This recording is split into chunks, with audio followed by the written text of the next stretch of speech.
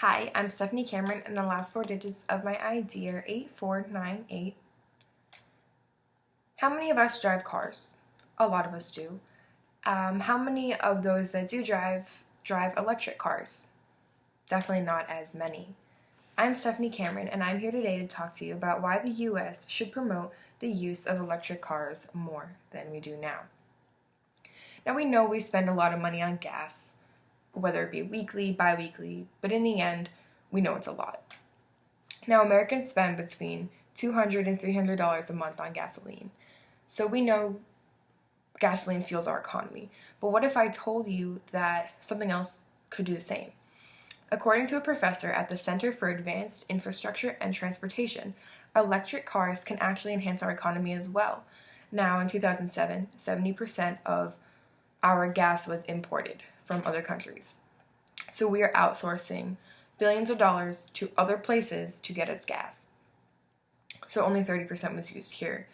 If we use electric cars, we can keep the money we used to import gasoline in the United States. That money that we were originally outsourcing could actually be kept here, which we know is a ridiculous amount of money. And of course, not only do we personally spend gas for our own use, but our government does.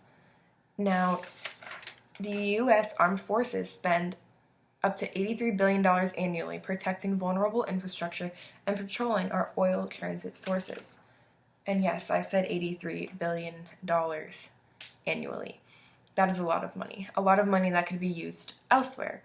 We could save that money for other things, and we could save something else as well, which brings me to our next point, is saving our planet. We know that gasoline is a huge problem when it comes to air pollution, and I'm here to talk to you about the facts.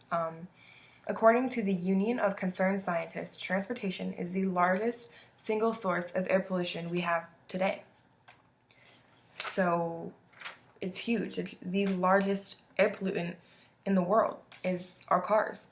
Now, in 2013, transportation contributed more than half of the carbon monoxide into our air, which carbon monoxide is not good for our own personal health, as we know, as well as other gases that come out of gasoline as well.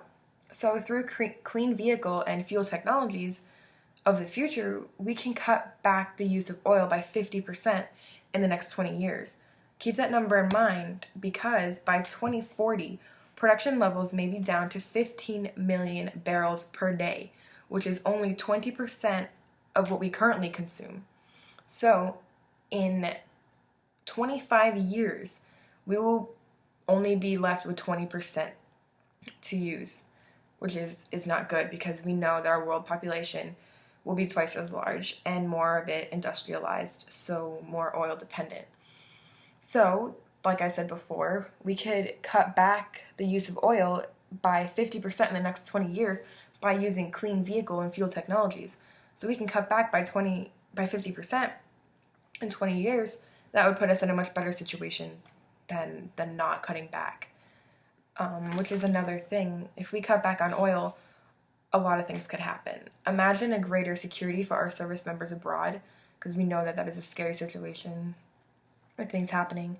Imagine freedom from the rising prices at the gas pump, and imagine freedom of these oil spills, these devastating oil spills that occurred in 2007 or in 2010 in the Gulf of Mexico, or in 2011 at Yellowstone National Park. Imagine greater economic freedom through reduced national debt and new clean tech jobs. Imagine freedom from oil altogether. All in all, we fear that oil is of course a great economic factor. It's something that we need, but we won't have it come 10, 20, 30, 40, 50 years from now.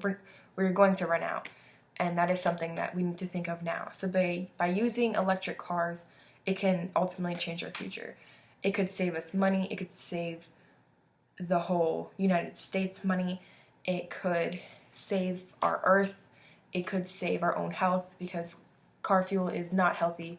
The gases emitted are not healthy for us to be breathing in or to be in our earth.